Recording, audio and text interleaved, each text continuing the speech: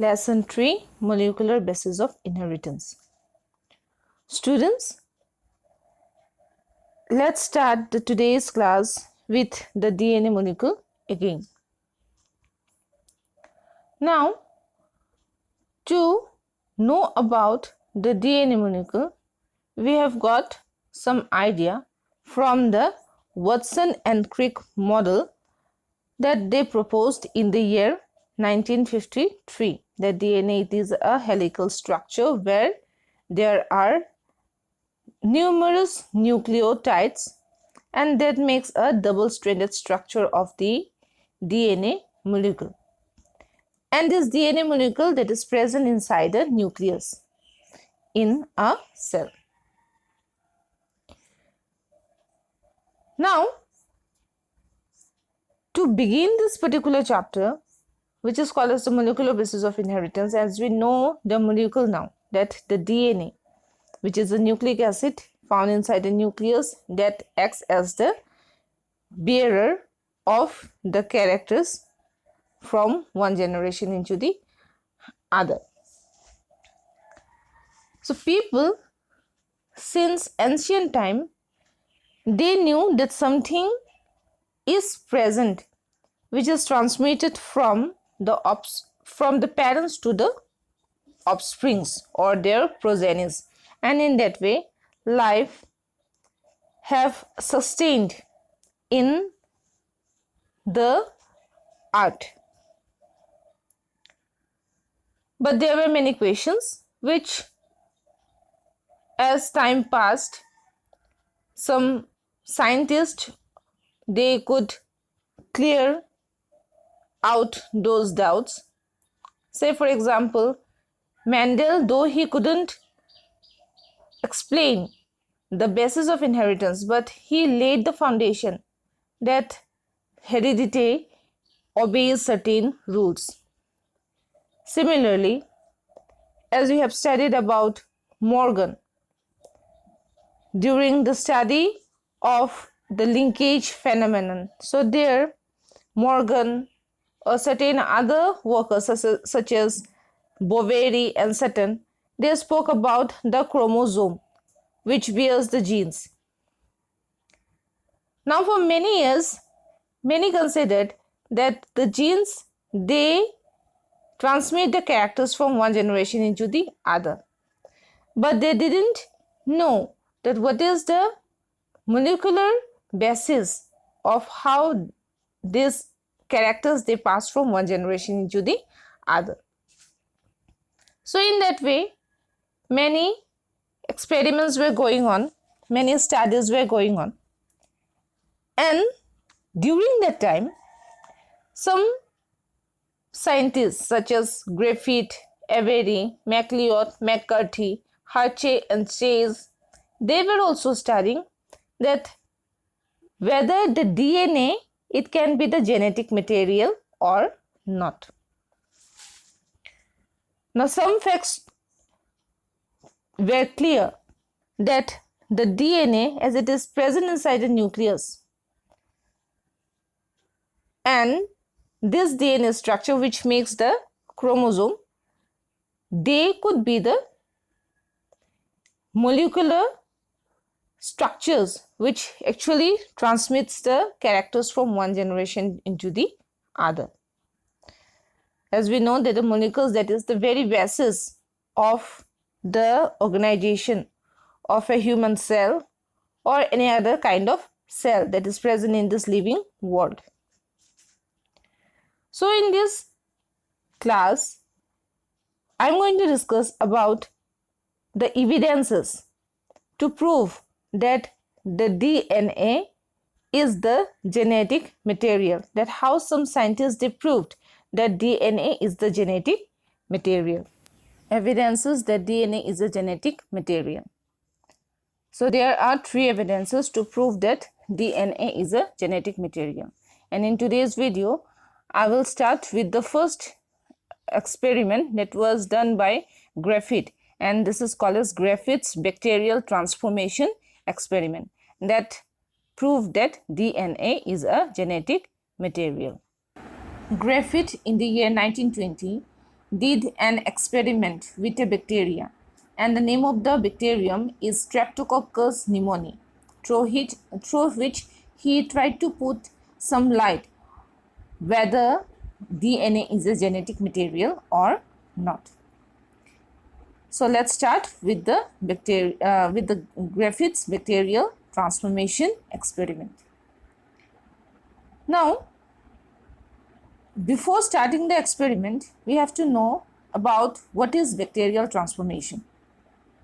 Bacterial transformation, it is a process that the bacteria they exhibit for the genetic recombination of their genome,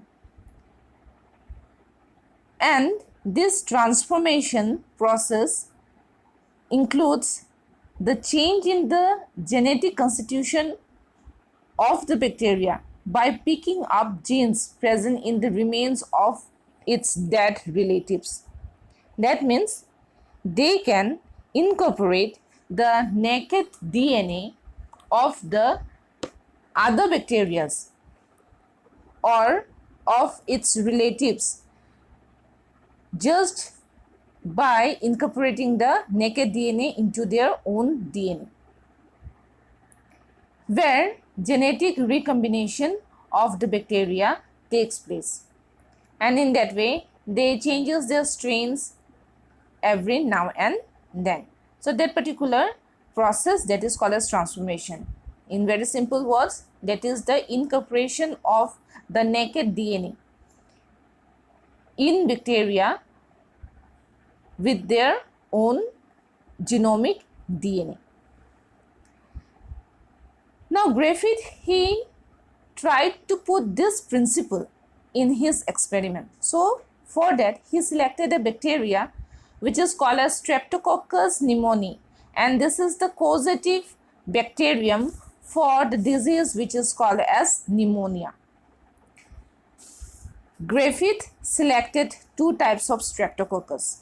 Now this Streptococcus, it comes in two strains.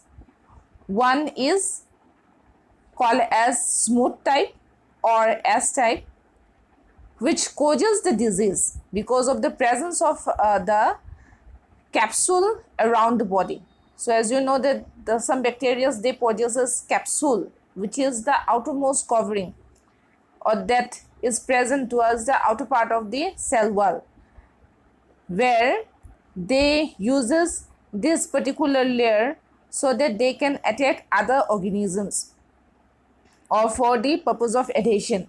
So this capsule layer, when it is present on the Streptococcus pneumoniae, then that is called as smooth type or S type of the bacteria, and the other type, that is called as the rough type or R type, which do not have the capsule, and therefore they are non-virulent. That means they cannot cause the disease or they are harmless. Now with these two strains that Griffith had selected for his experiment, he started his experiment. So he first worked with these two types of bacteria, the smooth type, which is the virulent one because of the presence of the capsule which causes the disease which is called as pneumonia, and the other type which is the rough type, and that is called as the avirulent type, which do not cause the disease. In his experiment, now Griffith, he did the following events in order to prove that DNA is a genetic material or not with the help of these two types of bacteria. So at first, Griffith, he took this virulent type of bacteria and he injected these bacteria with the help of a solution into the mice, because as an experimental organism he took mice in his experiment. So when Griffith injected the virulent type of bacteria into the mice, this virulent bacteria killed all the micelles because of pneumonia, because there he used the S type, which is the virulent type. Then he took the R type, which is the non-virulent type, which do not cause the pneumonia. He took it, again injected with the help of a solution into the micelles, and because they were non-virulent, the solution which poisons the bacteria, it was non-virulent, so it didn't kill the micelles. I hope this too is clear to you. These two events that is clear to all of you. Again I am repeating, Griffith, at first he injected the virulent, that means that is the S type of this Streptococcus pneumoniae into the micelles with the help of a solution. And as the bacteria, they were the virulent type, or they were the disease causing type, so the micelles, they died because of pneumonia.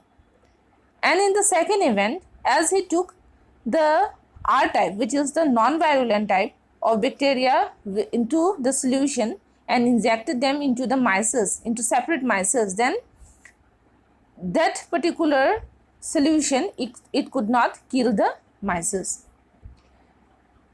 Now I hope this is clear to you, or you can refer to the chart which is given. Now comes the next event. Here he again made a solution, and in that, before putting the bacteria into the solution, he killed all the S type of bacteria by heating the solution. As you know that high temperature, it denatures the bacteria, or it kills the bacteria. Because of heat treatment, the bacteria, they gets killed. So when he took the solution and he took the he took the S type of bacteria and put it to a heat treatment, then he injected the sample into the micelles. Now, as the bacteria, they were heat killed, the micelles survived after the injection. So please refer to the chart here. The heat killed virulent bacteria, when they were injected into the mice survived because there the S type of bacteria were killed by the treatment of heat. Now come the last event that he did. He took the heat killed S type of solution, and there in the same solution he put the R type of Streptococcus pneumoniae and mixed the two types of bacteria in that particular solution. That is the heat killed virulent and the living non-virulent. That means the heat killed S type of bacteria and the living, this is the living one, living the R type of bacteria, and injected them into injected the solution into the micelles. Now here you can see that the mice, they died, though here both it was non-virulent. In case of the heat killed virulent bacteria, they were non-virulent in the third event and they survived. But in the fourth event, when the heat killed virulent and the living non-virulent, that means the R type of bacteria, they were mixed together in the solution, that injection, it killed all the micelles. That means the bacteria, they have become, the R type of bacteria, they have become virulent here. Now how they have become virulent here?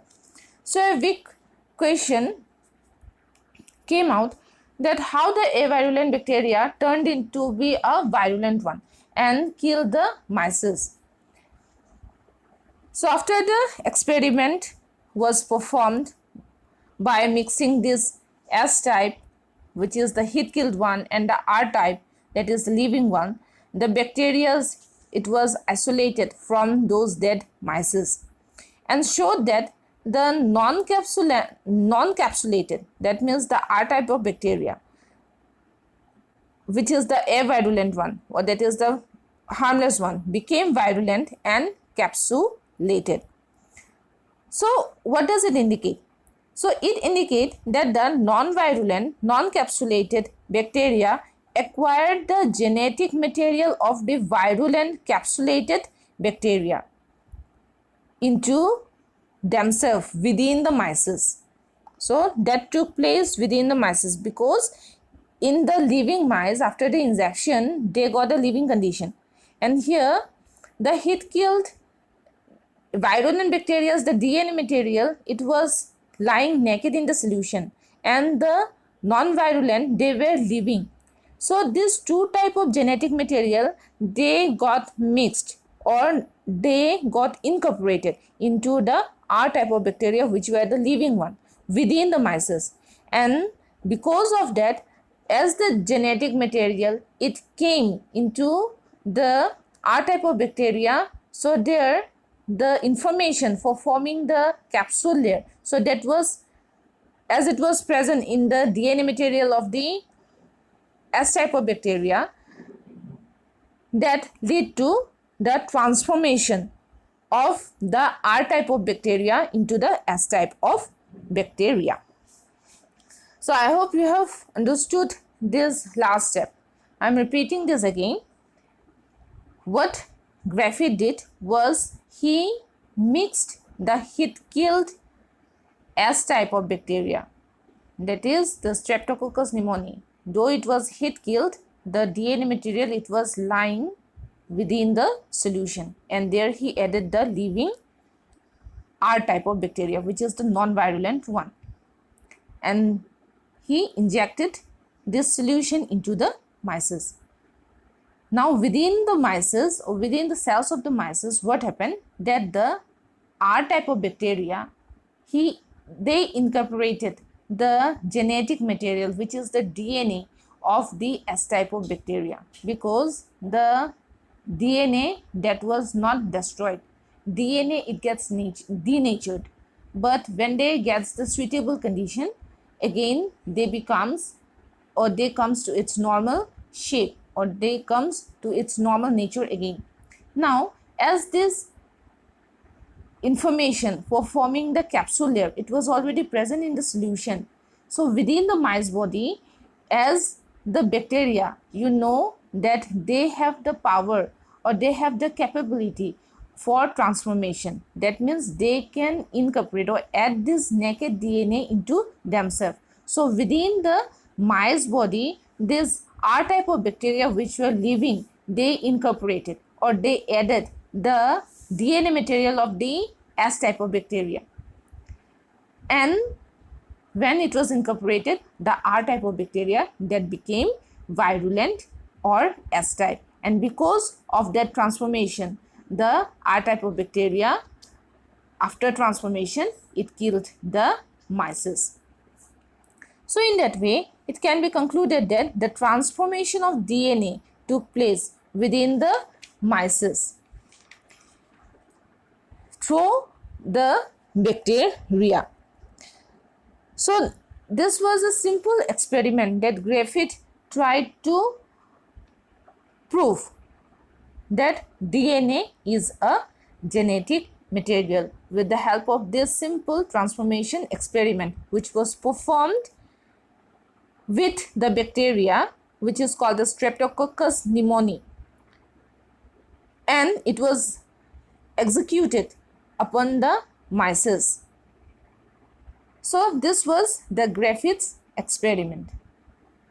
Thank you.